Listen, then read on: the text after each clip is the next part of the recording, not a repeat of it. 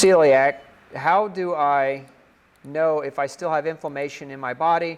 My sister's not celiac but feeling bad. What blood test should she take if she is gluten sensitive? She shouldn't take a blood test if, well, okay, so the first question is, how do I know if I still have inflammation? The way we detect inflammation, first of all, we listen to how we feel. If we're hurting, if we're painful, if we're in a lot of stiffness, right, those are signs that we have inflammation. But if we're trying to detect kind of that hidden inflammation, one of the better tests to run is called HSCRP. HS stands for high sensitivity. CRP stands for C-reactive protein. So the name of the test, and any doctor can order it, it's called high sensitivity C-reactive protein. It is a marker for inflammation, systemic inflammation. Now, all that being said, if your value comes back and it's still normal, it doesn't mean you're not inflamed. Okay, that test is very specific, but it doesn't mean it's 100%. You can still have inflammation and have a normal C-reactive protein. But that is one of the best ways scientifically to try to detect inflammation that's hidden or internal. Okay.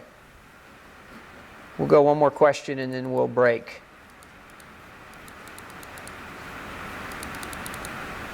Is ghee okay to use if you're grain and dairy free? I don't recommend ghee.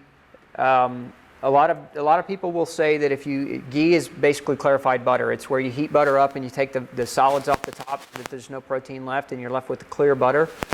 And the thought process there is if you're allergic to dairy, that if you remove the protein from the butter, that you won't have the allergic reaction. But what we're learning is that people aren't just allergic to proteins. So that means you're still getting dairy exposure. I just don't recommend, if you're dairy sensitive, if you're dairy allergic, to use ghee. I don't recommend any dairy whatsoever. Let's see here. I said one more, but I'll go ahead and answer one or two more.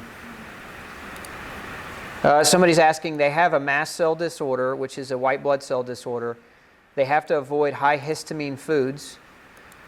So in addition to being grain-free paleo, I'm also on a low histamine diet. With that said, how do I heal myself from leaky gut if I can't take probiotics or fermented foods? Well, you can take probiotics. It's just that eating fermented foods, you guys know what histamine is? Histamine is a chemical that can be found in food. It's a chemical that we make to fight allergies. So when people have a mast cell disorder, they overproduce histamine. Okay? And so they become hyperreactive to a lot of different foods. And fermented foods are high in histamine. So you can't eat a lot of fermented foods, or there are other foods that are higher in histamine too. So following a low histamine diet reduces the overall histamine count, which reduces the allergenicity of the person, the allergic response.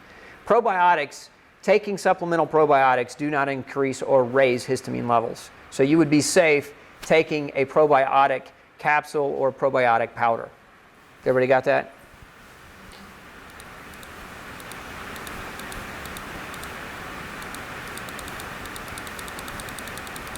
Okay, so all of you online, I'm talking to online and offline folks at the same time. All of you who are online who ask questions, I'm going to do my best to take all those questions, and we'll create a spreadsheet a little bit later on, and we'll publish those online. But we're going to go ahead and tune out for the day because we're running low on time here. So thanks for tuning in, and thanks for joining us online today.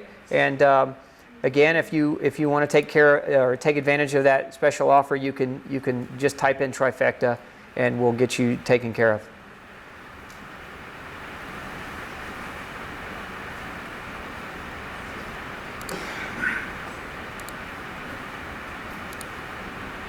Okay. Any other questions? We're good? No questions? We're solid? Okay.